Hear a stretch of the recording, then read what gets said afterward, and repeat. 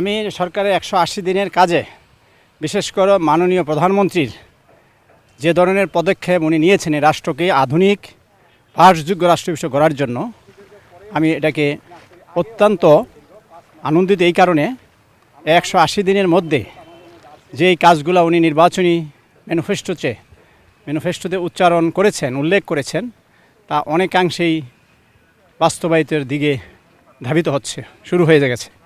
আপনি স্বাস্থ্য ব্যবস্থা বলেন, আপনি কৃষিকাজ, আপনি সবচেয়ে বড় কথা হলো মহিলাদের যেই ফ্যামিলি কার্ড, আপনি স্বাস্থ্য কার্ড, হ্যাঁ গতকাল যে একটা ঐতিহাসিক পিঙ্ক কালারের গাড়ি দিয়ে শুরু করেছেন, এইটা অত্যন্ত সারা দেশের মহিলা মা বোনেরা অত্যন্ত আনন্দিত।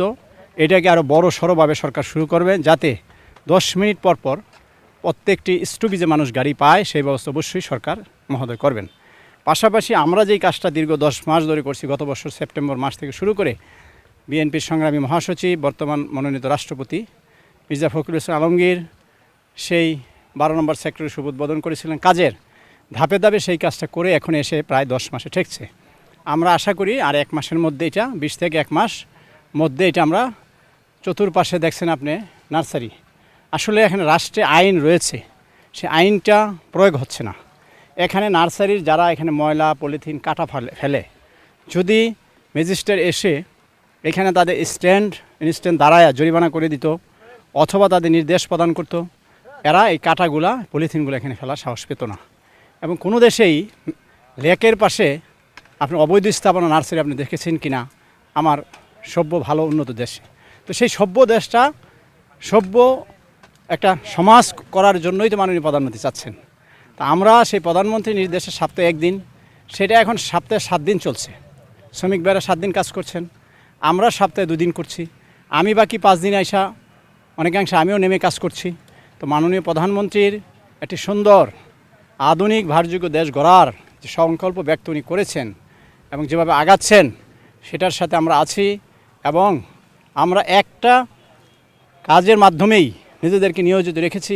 আমরা ডানে বামে কোথায় কোন সুবিধা, ব্যবসা বাণিজ্য, বিভিন্ন লবিং টেন্ডার, কোথাও আমরা আমাদের নেতাকর্মী সহ আমরা সম্পৃক্ত নেই, আমরা এই সরকারের মানবিক কাজের সাথে রয়েছি। চমৎকার মাননীয় প্রধানমন্ত্রী আমি লক্ষ্য করলাম 2 দিন আগে সম্ভবত গুলশানে এক জায়গায় বলেছেন আসেন পারলে হাতের কোদাল নিয়ে, যেটাকে বলে আমরা ওই কথায় বলি না যে কাজ করতে গেলে এই শার্টের জামা বা গেঞ্জি বাস করে রাখতে হয়, ওটাই উনি বুঝাইতেছেন।